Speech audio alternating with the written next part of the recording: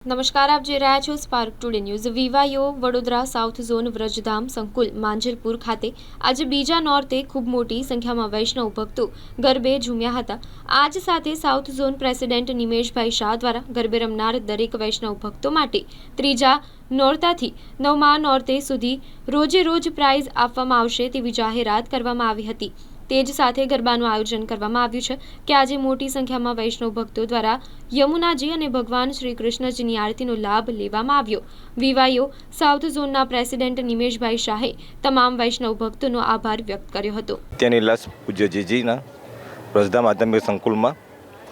વલ્લભ કુલભૂષણ પૂજ્ય ગોસ્વામી 108 શ્રી વજરાજ કુમારજી મહાદેવસિંહની મંગલ પ્રેરણા એવં શુભાશીષથી છેલ્લા 25 વર્ષથી અહીંયા ગરબાનું આયોજન થાય છે અને આ પરંપરા આ વર્ષે પણ ચાલુ જ છે અને દર વર્ષે ખેલૈયાઓનો પણ આનંદ એટલો જ હોય છે અને એની સાથે અમારી પૂરી ટીમ, અમારા પ્રભારી Vipulbhai, general secretary Hirenbhai, vice president Rajeshbhai, Chandreshbhai બધા સાથે જ છે અને એમના સાનિધ્યમાં જ આ આખું વ્રજધામ આધ્યાત્મિક સંકુલમાં વ્રજધામ રાસોત્સવનું આયોજન કરવામાં આવ્યું છે અને આ આયોજનમાં આ બધાના સહયોગથી અમે ખૂબ સુંદર આયોજન કરેલું છે અને હું વિવાયો south zone president Nimesh Shah અને અમારા